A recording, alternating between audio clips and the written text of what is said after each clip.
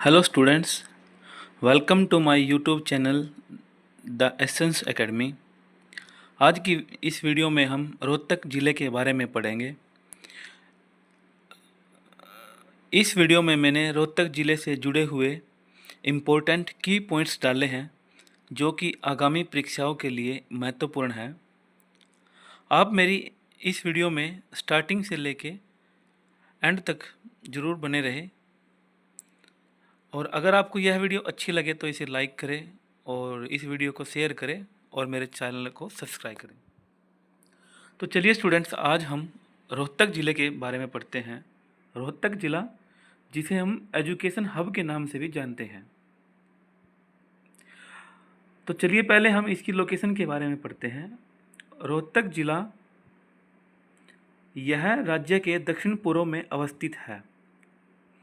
ज़िले के उत्तर में जींद, उत्तर पश्चिम में हिसार,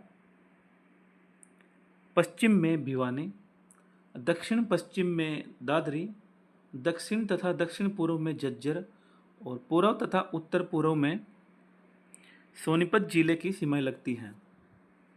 तो झज्जर जिले के साथ आपको बताऊं मैं, तो झज्जर जिले के साथ 6 यानी कि 6 जिलों की सीमाएं लगती हैं। इसकी स्थापना की बात अगर की जाए तो इसकी स्थापना 1 नवंबर 1966 को हुई थी, जब हरियाणा पंजाब से अलग हुआ था। तो तब रोहतक की स्थापना हुई थी।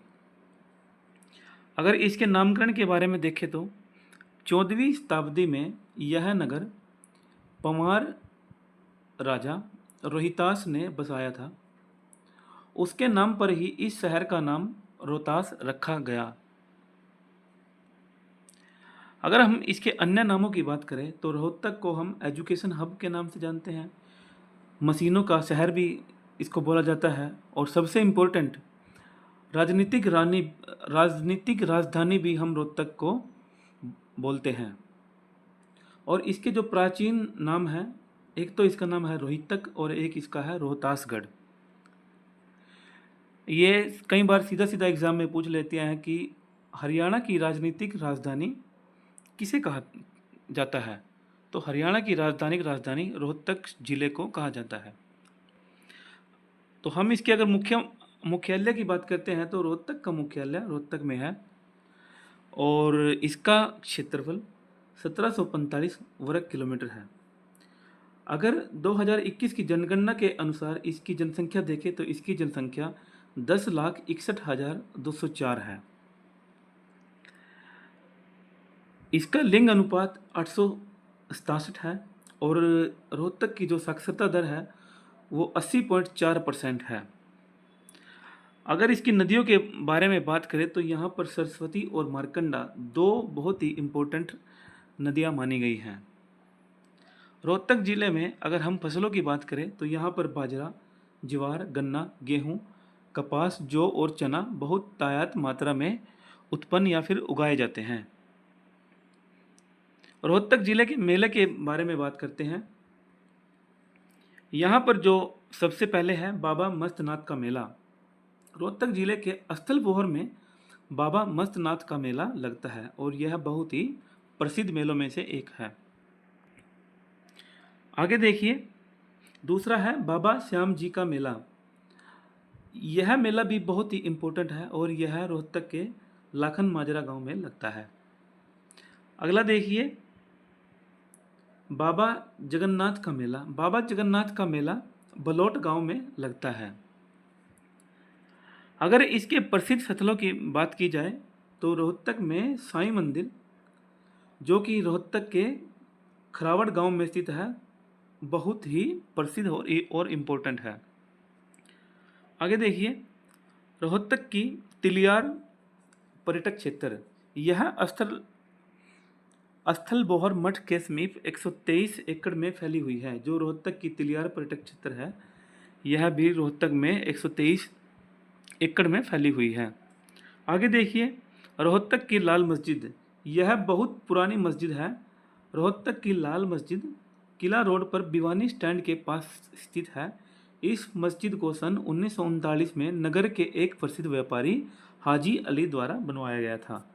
तो ये जो लाल मस्जिद है यह रोहतक में है, और इसको लाल मस्जिद को 1939 में एक प्रसिद्ध व्यापारी हाजी अली के द्वारा भिवानी स्टैंड के पास बनवाया गया था। आगे देखिए, दीनी मस्जिद। रोहतक में स्थित दीनी मस्जिद एक ऐतिहासिक मस्जिद है। रोहतक में एक दीनी मस्जिद है, यह भी बहुत ही प्रसिद्ध है। आगे देखिए, आकाशवाणी केंद्र। रोहतक जिले का पहला और हरियाणा राज्य का पहला आकाशवाणी केंद्र 8 मई 1976 को स्थापित किया गया था। आगे देखिए, महम की बावड़ी। जो महम की बावड़ी है वह रोहतक में स्थित है, और इस बावड़ी को महम की शान समझा जाता है। महम की बावड़ी को शाहजहां की बावड़ी भी कहा जाता है। आगे देखिए, स्थल बोहर मठ। इसकी स्थापना 18वीं शताब्दी में तेजस्वी महासिद्ध श्री चौरंगीनाथ ने की थी। इसकी नींव 250 वर्ष पूर्व सिद्ध शिरोमणि बाबा मस्तनाथ ने की थी। जो स्थल बोहर मठ है इसकी स्थापना चौरंगीनाथ ने की थी। आगे देखिए, गुरुद्वारा लाखन माजरा। गुरुद्वारा लाखन माजरा श्री गुरु तेग बहादुर साहिब गांव लाखन माजरा जिला रोहतक में स्थित है। गुरुद्वारा साहिब जींद रोहतक रोड पर स्थित है। ऐसा माना जाता है सिखों के नवे गुरु गुरु तेग बहादुर ने यहाँ पर आनंदपुर साहिब से दिल्ली जाते हुए यहाँ पर 3 दिन तक ठहरे थे। तो जो गुरु यहाँ पर जो सिखों के गुरु हैं वो 13 दिन तक यहाँ पर ठहरे थे इस गुरुद्वारे में। आगे देखिए, गौकर्ण तालाब। गौकर्ण तालाब रोहतक जिले में स्थित एक प्राचीन और ऐतिहासिक तालाब है, जिसका निर्माण 1558 ईस्वी में हुआ था। आगे देखिए, शीशे वाली मस्जिद। शीशे वाली मस्जिद भी रोहतक में बहुत ही फेमस है। शीशे वाली मस्जिद रोहतक में ही स्थित है, जो शहर की सबसे पुरानी और खूबसूरत मस्जिदों में से एक है। आपसे वह एग्ज़ाम में सीधा डायरेक्ट पूछेगा कि शीशे वाली मस्जिद हरियाणा के किस ज़िले में है, तो आपने रोहतक ज़िले पे टिक लगा के आना है। आगे देखिए, हिरण उद्यान। हिरण उद्यान महम या फिर रोहतक में है। महम रोहतक का एक प्रसिद्ध पर्यटक स्थल है। तो चलिए स्टूडेंट्स, अब हम रोहतक के विशेष तथ्य के बारे में पढ़ते हैं, जो इसके कुछ इम्पोर्टेंट फीचर्स हैं, तथ्य हैं। तो रोहतक जिला 1858 ईस्वी से 1884 ईस्वी के मध्य तक हिसार डिवीज़न का एक भाग था। 1884 ईस्वी से 1910 ईस्वी के मध्य यह दिल्ली का एक भाग रहा, और बाद में इसे वर्ष 1912 में अम्बाला डिवीज़न में मिला दिया गया। तो देखिए, रोहतक जिला 1858 से लेकर 1884 ईस्वी के मध्य हिसार डिवीज़न का एक भाग था, और 1884 से लेकर 1910 के मध्य यह दिल्ली का भाग रहा, और बाद में इसे 1912 ईस्वी में अम्बाला डिवीज़न से मिला दिया गया। रोहतक जिले में पहले झज्जर और सोनीपत भी शामिल था। तो रोहतक जिले में पहले सोनीपत और झज्जर भी शामिल था। आगे देखिए, रोहतक महाभारत कालीन रोहतिका से संबंधित है। पौराणिक मान्यताओं के अनुसार रोहतक शहर का राजा रोहतास द्वारा स्थापित किया गया था। तो जो पुरानी मान्यताएं हैं हमारी हरियाणा की, जो रोहतक शहर को राजा रोहतास के द्वारा स्थापित किया गया था।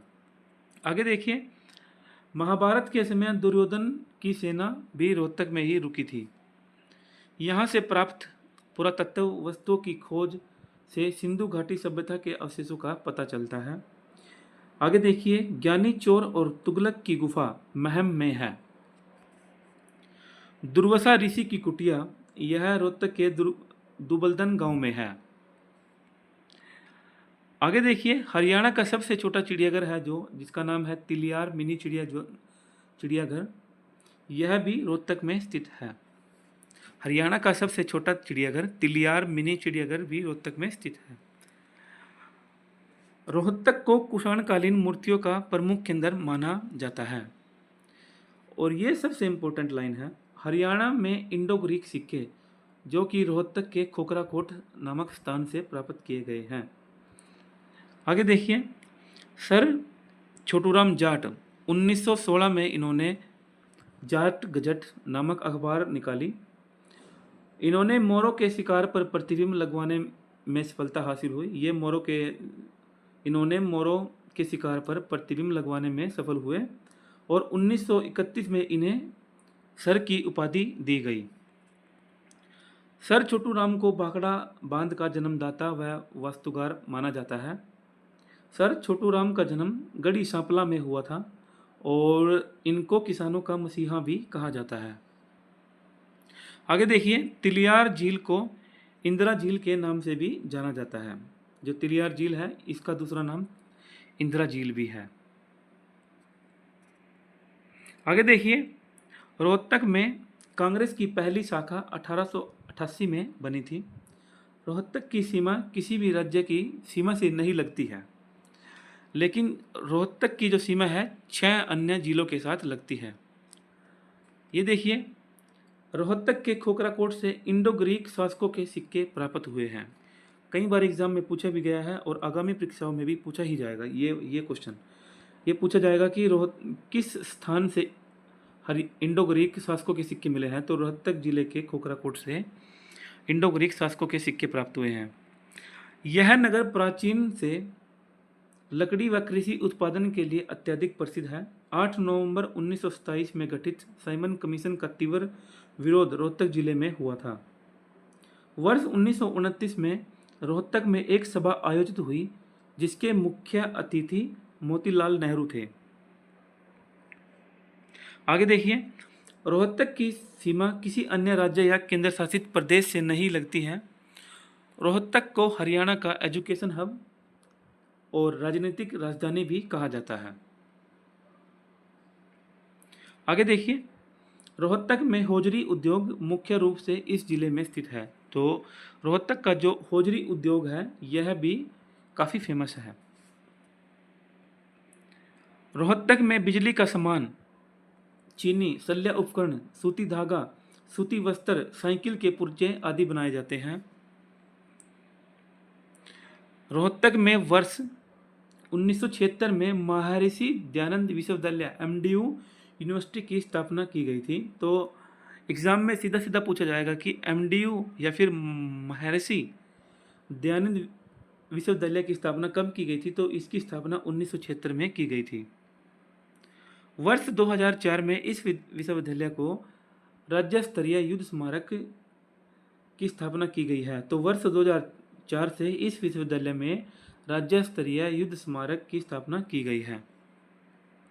आगे देखिए, रोहतक के मानसरोवर पार्क में जिला स्तरीय युद्ध स्मारक स्थापित किए गए हैं, स्थित हैं, जिस पर पूरे जिले के शहीदों के नाम संगमरमर की शिलाओं पर खुदाई करके अंकित किए गए हैं। आगे देखिए, एशिया का सबसे बड़ा थोक कपड़ों का सोरी बाजार रोहतक जिले में है। तो एशिया का जो सबसे बड़ा थोक कपड़ों का सोरी बाजार है वह भी रोहतक जिले में है।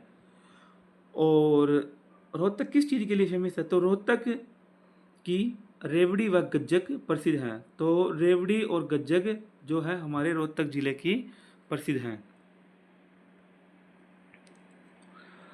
आगे देखिए, रोहतक का सबसे पहला कॉलेज पंडित नक्कीराम शर्मा राजकीय महाविद्यालय, जिसे पहले यूनिवर्सिटी कॉलेज रोहतक के नाम से जाना जाता था, यह 1926 में स्थापित किया गया था। तो अगर आपसे पूछे कि हरियाणा का सबसे पहला कॉलेज कहाँ स्थापित किया गया था, तो हरियाणा का सबसे पहला कॉलेज रोहतक जिले में बना था। तो फ्रेंड्स, आज की इस वीडियो में बस इतना ही। आशा करता हूँ कि आपको ये वीडियो अच्छी लगी होगी। अगर आपको ये वीडियो अच्छी लगी हो तो प्लीज़ मेरी वीडियो को लाइक करें, और अगर आपको लगता है कि मेरी वीडियो में कुछ इम्प्रूवमेंट की ज़रूरत है तो कमेंट सेक्शन में कमेंट करें, और मेरी इस वीडियो को ज़्यादा से ज़्यादा शेयर करें। तो फ्रेंड्स, मिलते हैं आपको नेक्स्ट वीडियो में। तब तक के लिए थैंक यू एंड जय Hind and have a great day. Thank you so much.